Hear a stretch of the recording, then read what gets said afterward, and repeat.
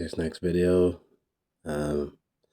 wasn't planned, but whenever I looked at verse 34, we looked at it in the previous message, and there we're looking at the comparison between Exodus 31 and this chapter, and we noticed that verse 34 was the difference.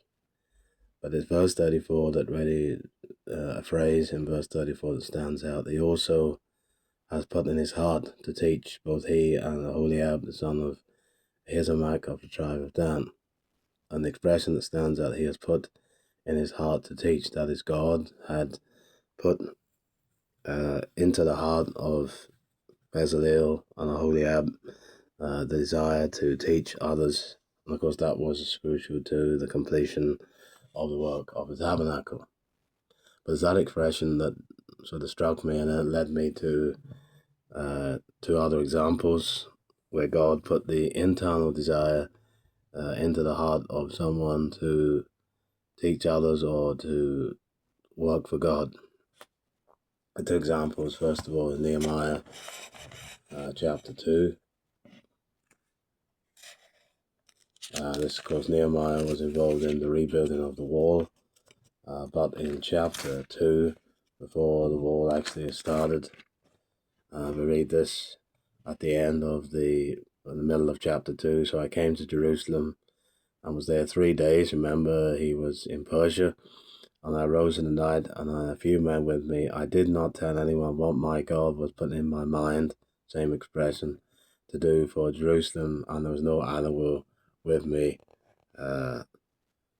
except the animal on which I was riding. And so we see the key phrase here in verse 12. I did not tell anyone what my God was putting into my mind to do for Jerusalem.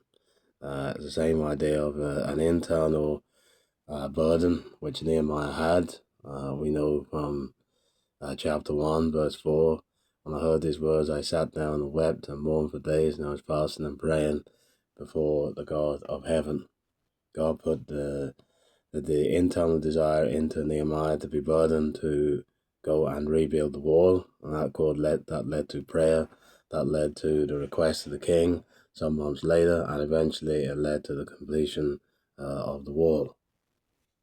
Then the other examples in the New Testament, 2 Corinthians chapter 8, Paul is writing to the Corinthians and encouraging them to give, and chapter 8 specifically uses many examples of trying to stir them up to complete what they should have started.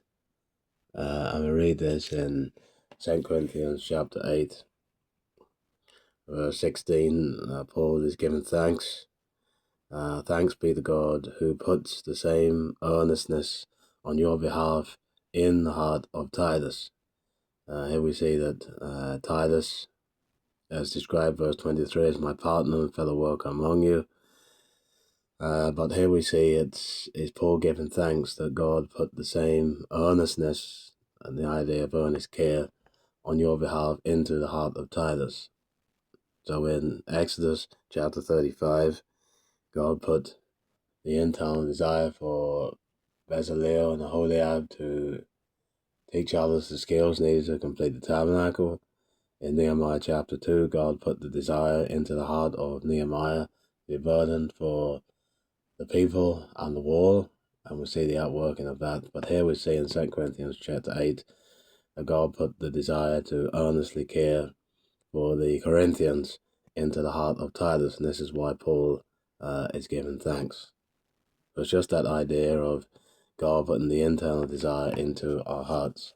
And then just to finish, Psalm 37.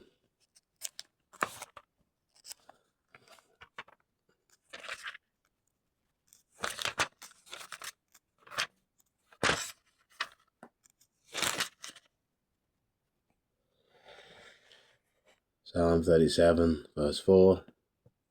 Delight yourself in the Lord, and he will give you the desires of your heart. Thank you for listening.